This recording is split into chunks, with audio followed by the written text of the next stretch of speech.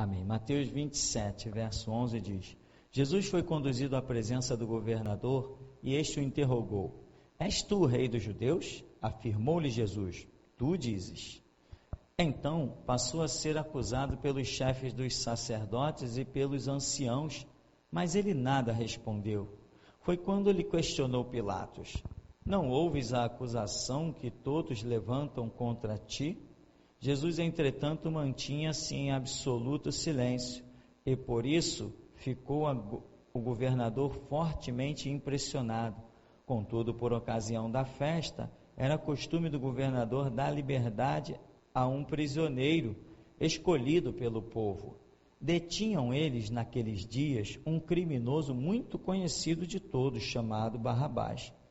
Então Pilatos dirigiu-se à multidão que ali se havia reunido e lhe propôs: A quem desejais que eu vos solte?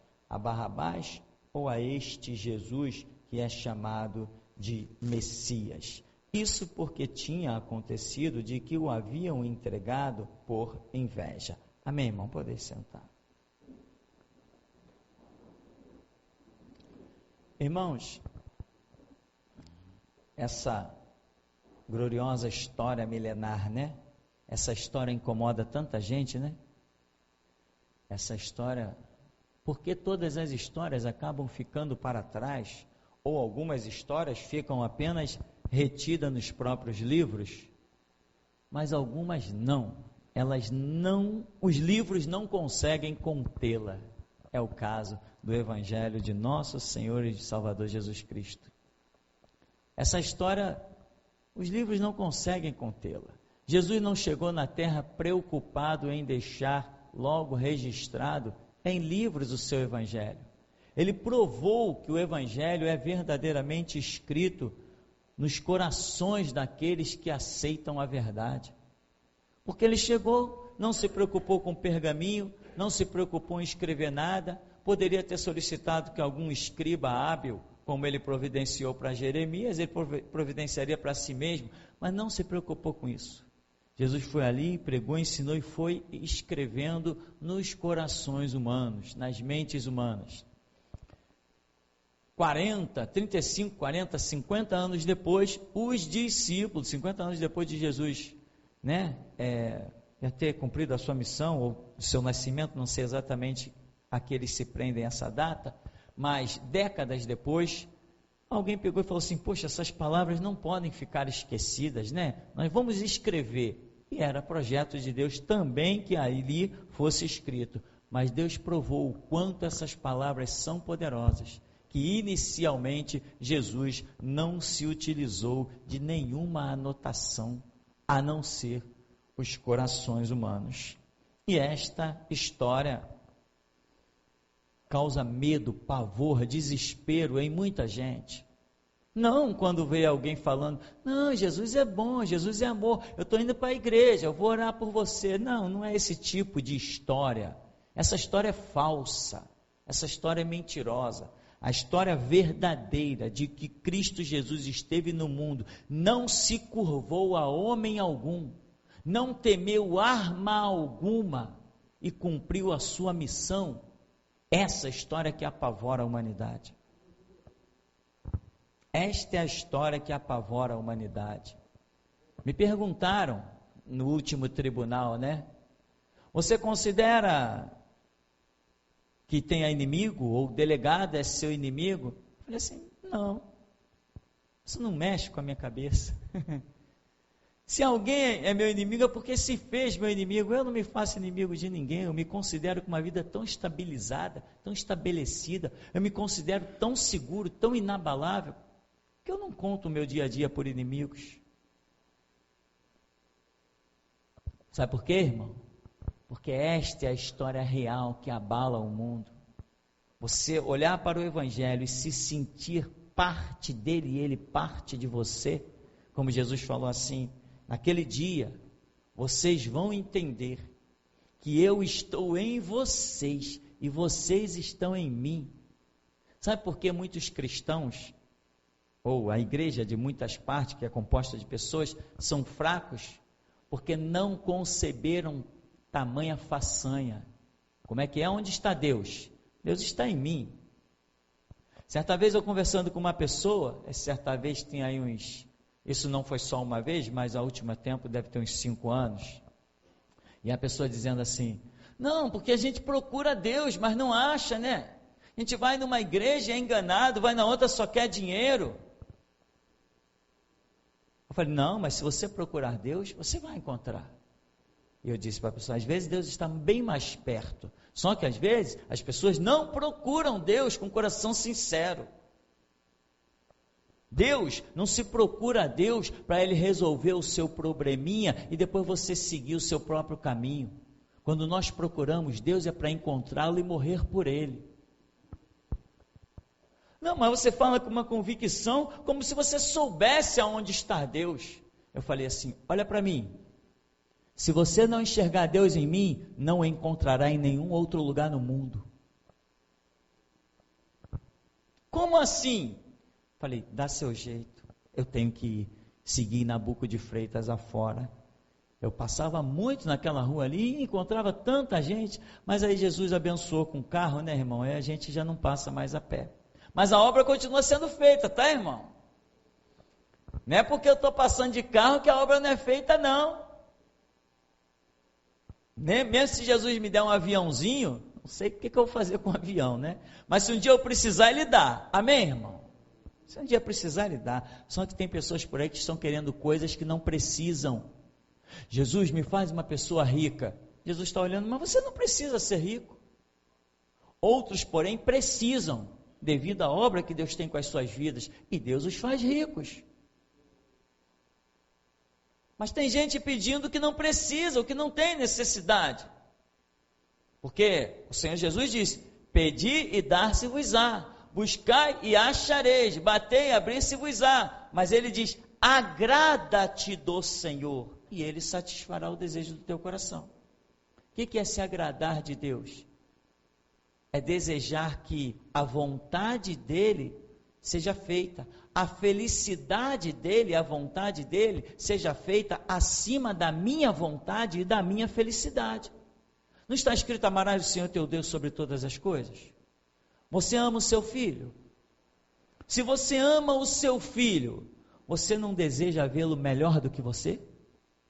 Você não se importa se você estiver em prantos num canto, chorando e lamentando. Se o seu filho estiver sorrindo, você vai estar feliz, mesmo com a sua cama banhada em lágrimas.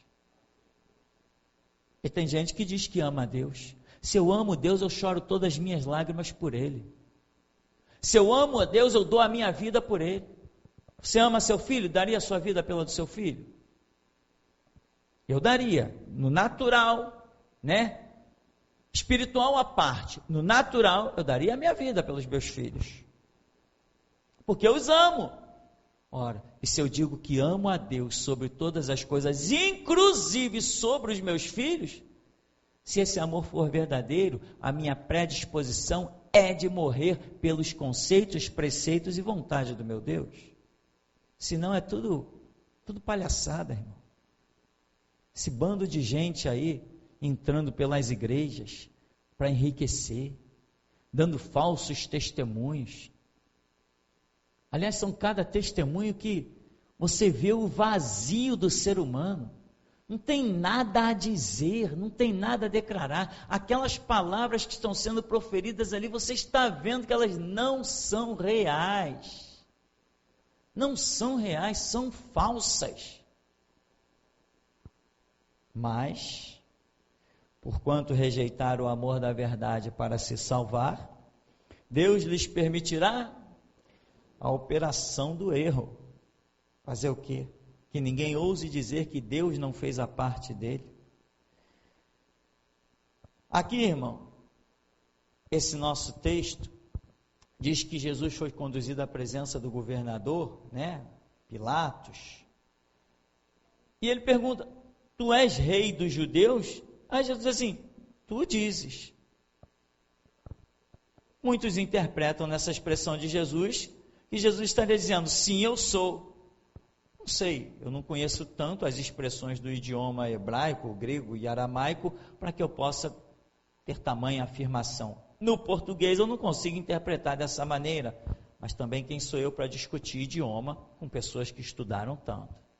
Eu não tenho nada a ver com estudo de idioma, isso não. Eu sou um analfabeto nessa parte.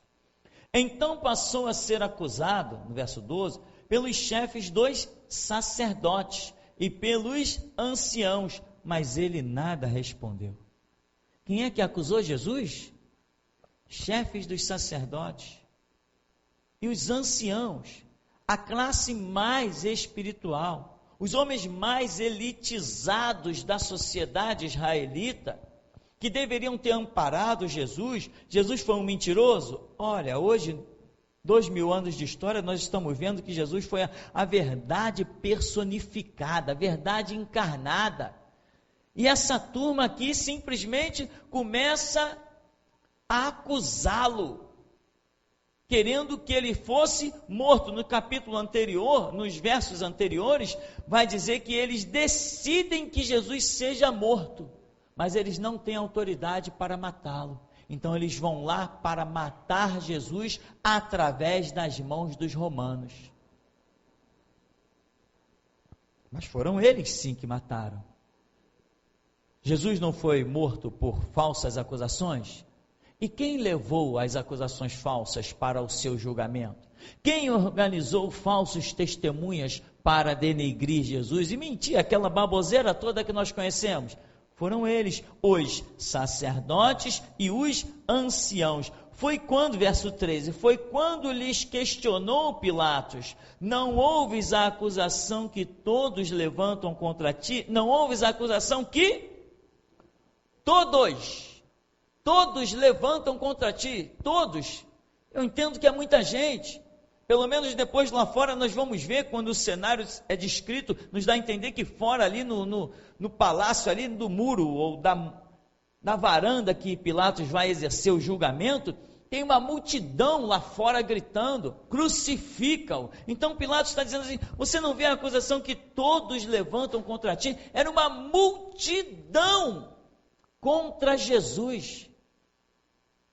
Era 1000 contra 1. E quem estava certo? O 1. A verdade, meu irmão, a verdade, eu tenho isso dentro de mim, a verdade nunca está com a maioria. Eu acredito nisso, é parte de mim, eu aprendi isso desde cedo lendo a Escritura.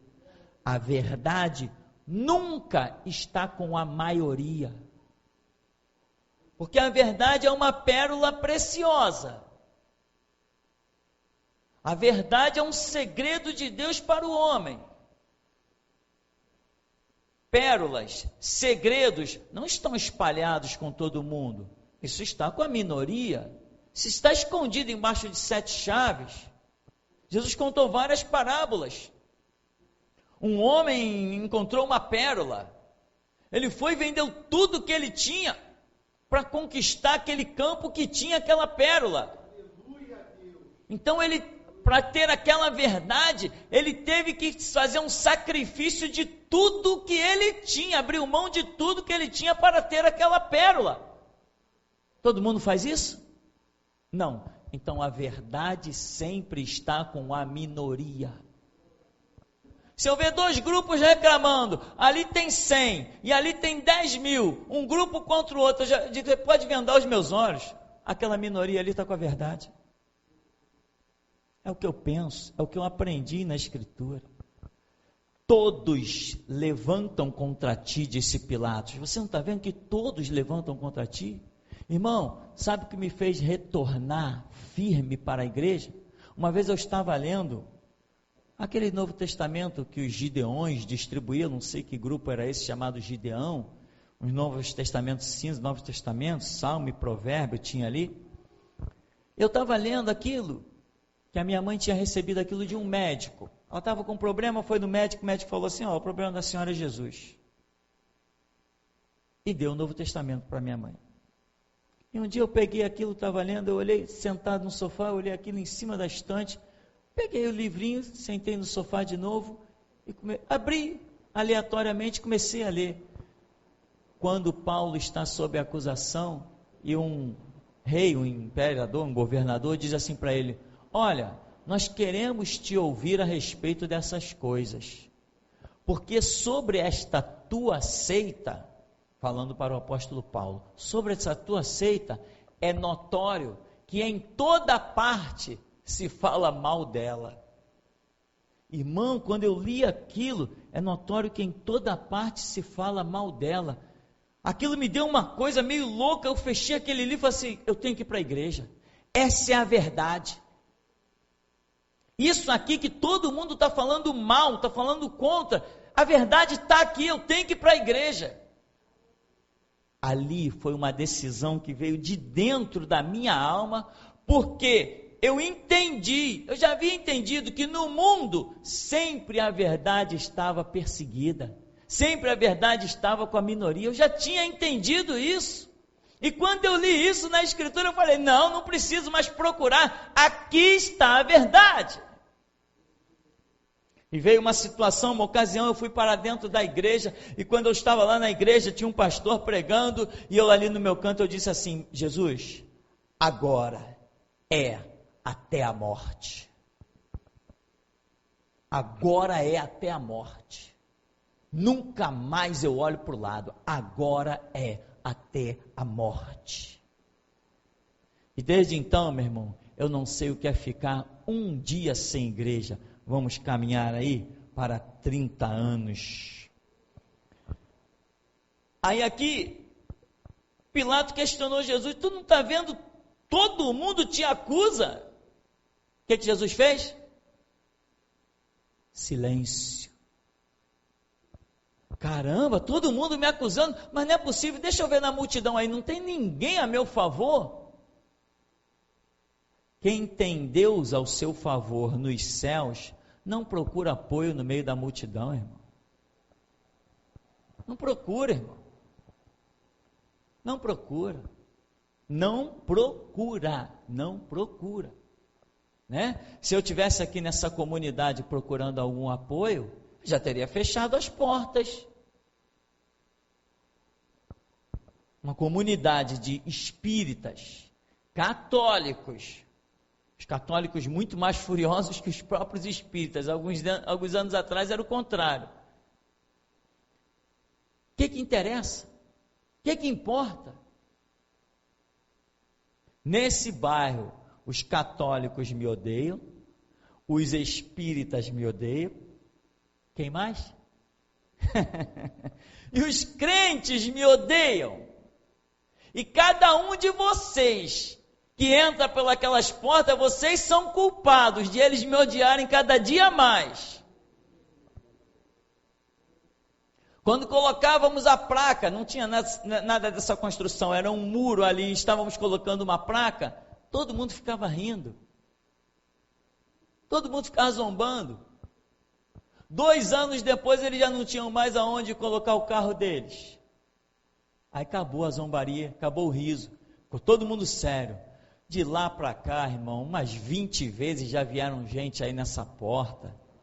Eu digo o quê? A rua é pública. Não, mas a minha porta, eu não reconheço a porta. A prefeitura não reconhece, como é que eu vou reconhecer? Desde que eu nasci, eu ouvi dizer que a rua é pública. Aquele pedaço de rua ali em frente a gente, ele pertence ao mundo inteiro. O mundo inteiro pode usar ele.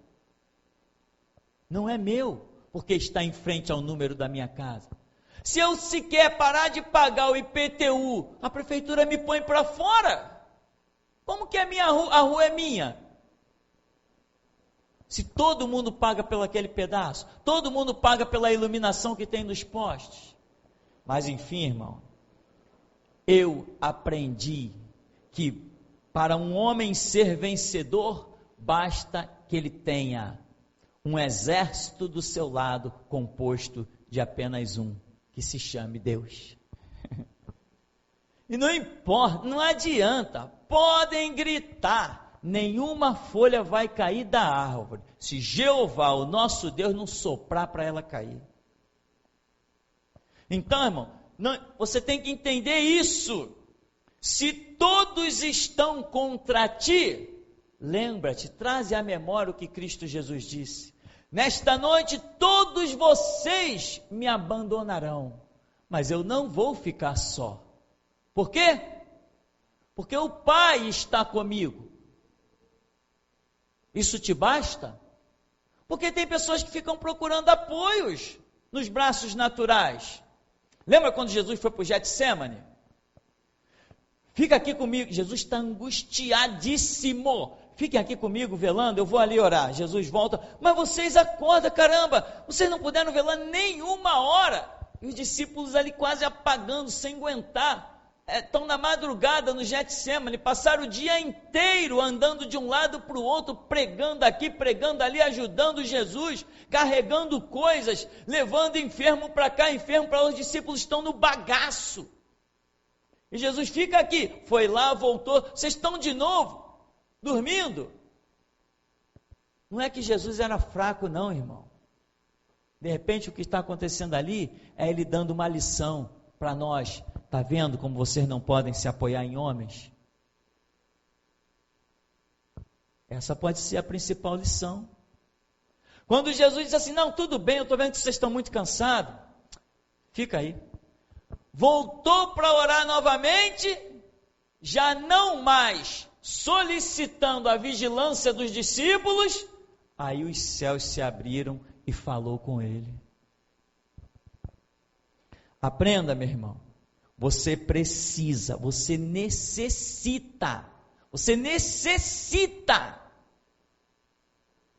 trazer de dentro de ti uma força, um entendimento que te permita se apoiar no invisível.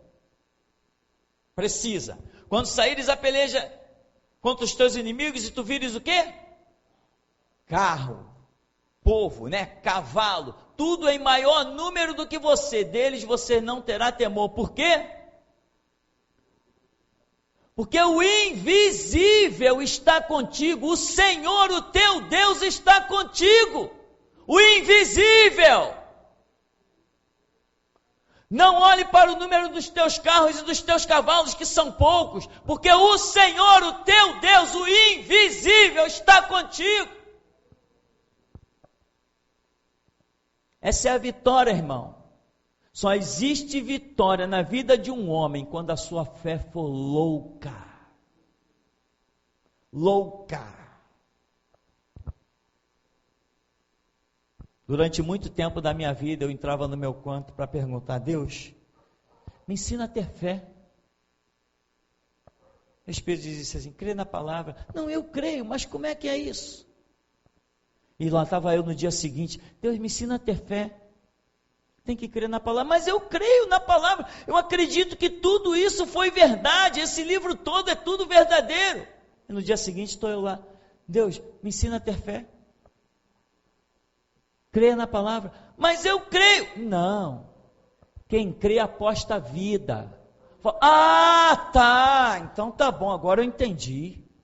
Então quer dizer que se o bandido chegar e botar a arma na minha cara, eu tenho que rir para ele e dizer que nenhuma folha cairá da árvore se Deus não permitir. É exatamente assim. Eu falei, então já entendi. Eu creio. Tem um monte de gente, eu creio que Deus vai multiplicar o meu pão, enquanto não está faltando, crê, né? Muita gente crê que é Deus que está multiplicando o pão, enquanto ele tem dinheiro para ir lá no mercado e comprar. Quero ver o dia que faltar o pão na mesa, se vai ter fé para dobrar os joelhos e dizer, o Senhor Deus deu, o Senhor Deus tirou, louvado seja o nome do Senhor, para ver a mesa milagrosamente farta. Muitos, quando vê a escassez dentro da sua casa, às vezes dobra até o joelho para blasfemar, outros não, vai para o canto lamurial, vai pegar o telefone. Irmão, estou numa crise. Não está numa crise, meu irmão. Quem não está disposto a apostar a vida em Cristo Jesus, nunca saiu de crise. Você tem que viver e tem que entender que contra você é tudo e todos, mas você tem que amar o Senhor teu Deus sobre tudo e todos. Jesus, entretanto, mantinha-se em absoluto silêncio e por isso ficou o governador fortemente impressionado. Mas tem uma multidão acusando esse cara. E ele sabe que eu tenho poder para decretar a sua soltura, prisão ou morte. E diante de mim, pensa o governador, que posso resolver o problema dele, nem a mim ele não dá bola. E ele ficou o quê? Impressionado. Sabe por quê? Porque eu e você e o Senhor Jesus somos prisioneiros de Deus e não de homens. Nós não somos prisioneiros de homens. Homens não têm poder de encostar a mão na gente, irmão, e botar uma algema. Não, a Bíblia não mostra isso. Por que não trouxeste o homem? Porque ninguém fala como ele. A quem buscais? E bruf, caía por terra. Tentaram apedrejar Jesus e ele saiu do meio deles. Por quê? Porque ainda não era chegada a sua hora. Ninguém toca na gente. Quando alguém tocar na gente, é porque Deus planejou aquela situação. Quando baixarmos a sepultura, é porque lá no livro de Deus, aquilo tem dia, hora, minuto e segundo. Tudo que acontecer conosco, diz a Bíblia, que todas as coisas cooperam juntamente para o bem de quem? Eu e você, nós que amamos a Deus. Então, Jesus está ali em silêncio. Jesus não olhou naquele homem solução. Jesus não olhou naquele homem nada. Aquele homem não faz parte de nada. Quem está cumprindo um projeto de Deus, meu irmão, não enxerga homens no meio do caminho, nem à beira da estrada, nem de forma alguma. Jesus está calado, porque ele está diante do seu Pai. E nós? Não se preocupe, meu irmão, em se defender. Deus é quem defende os seus. A Bíblia diz que Deus é o fiel testemunha. Ele é a tua sombra à tua direita. Ele é El Shaddai, aquele que abre as asas e te abriga. Ele é refúgio e fortaleza. Ele é socorro bem presente na hora da tribulação, pelo que não temeremos. Ele é um advogado junto ao Pai. Aí você, na hora da dificuldade, do sufoco, você vai abrir mão de tudo isso para procurar o braço da carne? Não faça isso. Não faça isto. Se Deus quiser suscitar caminhos de braço da carne, deixe que Ele suscite, mas você não vai em busca. Você tem a obrigação de ir em busca do altar, do trono, da graça e da glória de Deus. É isso que você tem que buscar. Aí ele diz, fortemente impressionado. Contudo, por ocasião da festa, era costume o governador dar liberdade a um prisioneiro escolhido pelo povo. Detinham eles naqueles dias um criminoso muito conhecido de todos, chamado Barrabás. Pilatos dirigiu-se à multidão reunida. A quem desejais que eu vos solte, Barrabás ou a este Jesus que é chamado de Messias? Isso porque tinha conhecimento de que o haviam entregado por inveja. Ele sabia que Jesus estava ali porque alguém tinha inveja dele. Já tinham comunicado, olha, a causa desse homem aí é inveja. E Pilatos tenta livrar Jesus de tudo que é a maneira da sentença que pode acontecer. Pilatos vai dando um jeito, depois vem a sua mulher e diz, olha, não tome partido na causa desse homem aí, esse homem é justo. Eu tive um sonho, eu sofri muito com esse homem aí. E segundo os historiadores, a esposa de Pilatos era uma judia. Falou para ele, ó, não toma partido na causa desse homem. E como ela era judia e, segundo historiadores, religiosa, ele atentou para o que aquela mulher tinha dito. Isso dizem os historiadores, irmão. Longe de mim tal coisa, que eu não sou historiador. O que eu conheço é o que está escrito nesse livro, aquilo que o Senhor nosso Deus nos revela. Pesquisa de coisas milenares. não é comigo, nunca me detive a isso. Então, Pilatos está querendo, inclusive, livrar Jesus. E eu te digo, irmão, Jesus poderia ter dado uma palavra ali a Pilatos, com a sabedoria que sobre ele estava, ele poderia mover uma situação, mas e o projeto de Deus? Ele não disse que para essa hora ele veio ao mundo, para dar a vida em resgate de muitos, para ser contado entre os pecadores? Resultado, irmão, quando você estiver numa situação difícil, meu irmão, procure saber de Deus se Ele não te quer exatamente ali naquele vale da sombra e da morte, em que muitas vezes você não vai escapar da morte, porque para a humanidade muitos que vão até a morte é o fim, mas nós já aprendemos nesse ministério que para nós que esperamos em Cristo, a morte é o princípio de uma glória tremenda, uma nova dispensação, que as nossas vidas realmente serão aquilo que olhos não viram, nem ouvidos ouviram, nem jamais penetrou ao coração humano. Jesus não está preocupado em escapar de nada, falar nada para Pilatos, não disse, olha, tu sabe que eles me mandaram aqui por causa de inveja, eles não estão contentes porque a multidão está me seguindo, mas tu sabe que eu não estou fazendo nenhuma rebelião, eu não uso armas, o meu povo não usa arma. Jesus não se predispôs a falar absolutamente nada. E eu quero nesse momento, irmão, dizer isso para você. Se você já abriu a boca e já falou com Deus, para que vai falar com mais quem o quê? O teu Deus é o bastante para te ouvir? É o bastante para te responder? É o bastante para mudar o teu cativeiro? É o bastante para fazer aquilo que lhe apraz infinitamente mais além do que pedimos ou pensamos? Então faça como teu mestre Jesus te ensina. Diante dos adversários, diante dos opressores, cerre os lábios, abra o coração para Deus e diga, Pai, que seja feita a tua vontade, assim na terra como no céu. É isso que interessa, irmão. Vão me acusar. Qual o problema? Quem me acusa no tribunal dos homens, não subsistirá no tribunal de Deus. Quem decreta a minha morte na terra dos mortais, não poderá sequer ver a vida gloriosa que eu tenho no reino do meu Pai.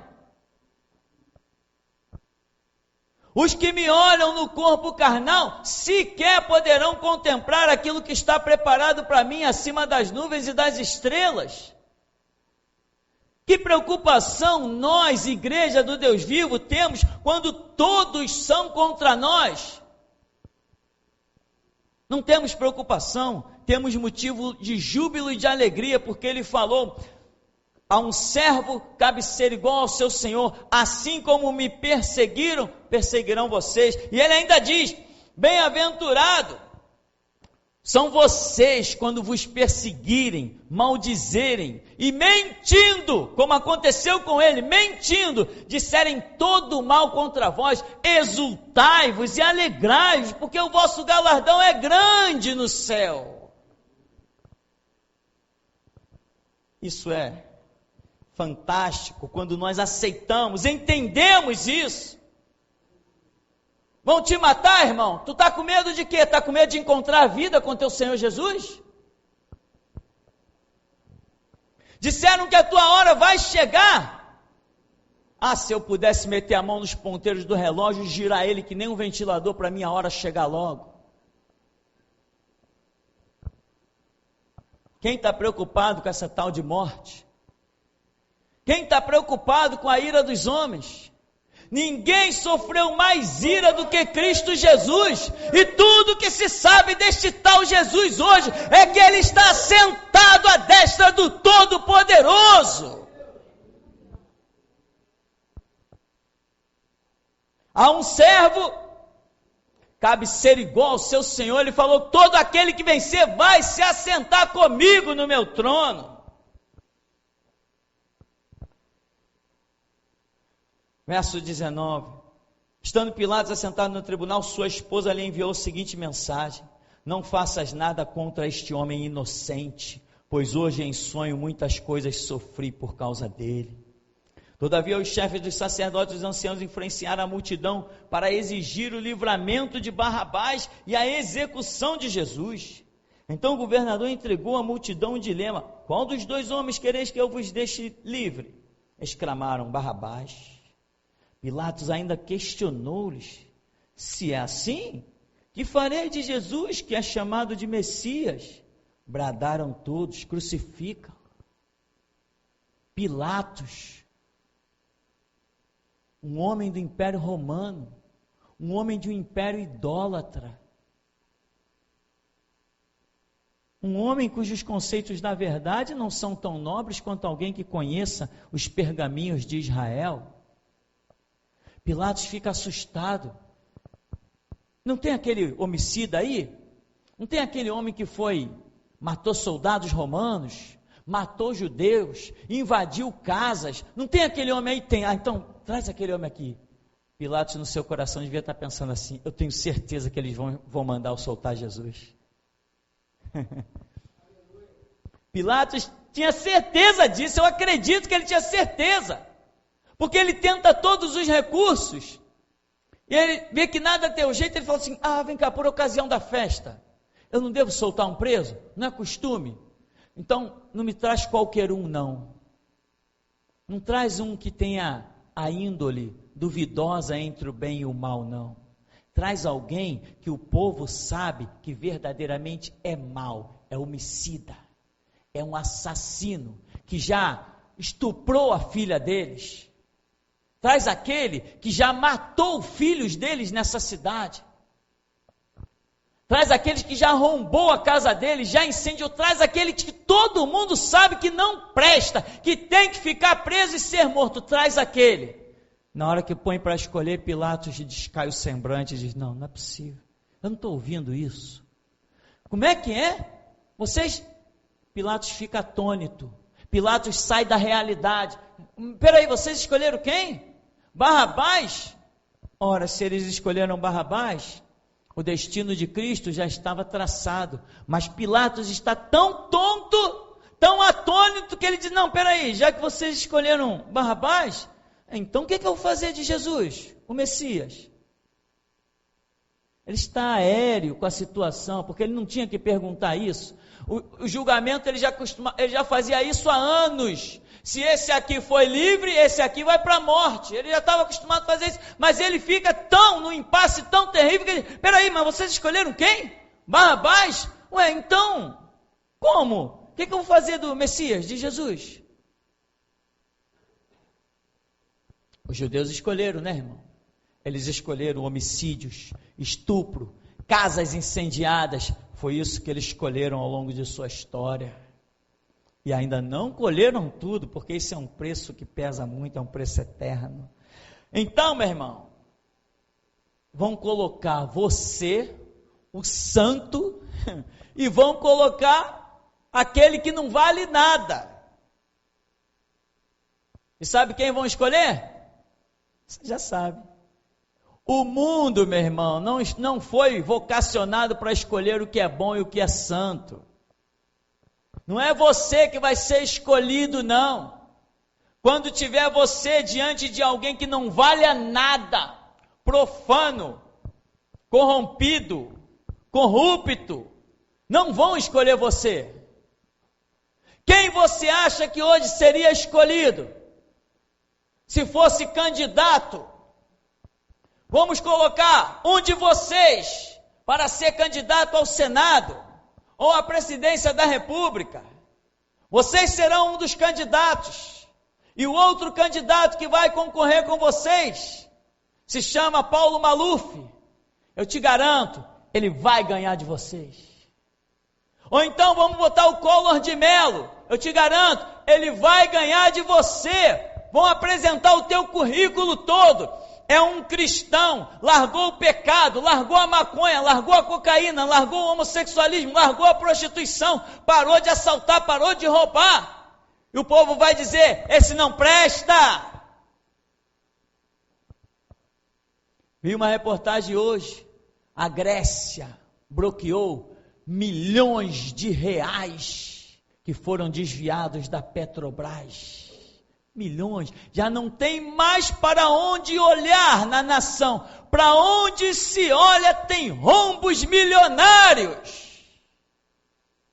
E esse povo continua dormindo em berço esplêndido. Não vejo ninguém incendiar o Planalto Central. Não vejo ninguém tacar fogo naquilo e dizer assim, acaba com essa palhaçada. Lugar de ladrão é nos presídios. Pode colocar você, meu irmão, para ser governador, disputar com qualquer um desses nomes aí que todo mundo sabe que já desviou milhões. Você vai perder.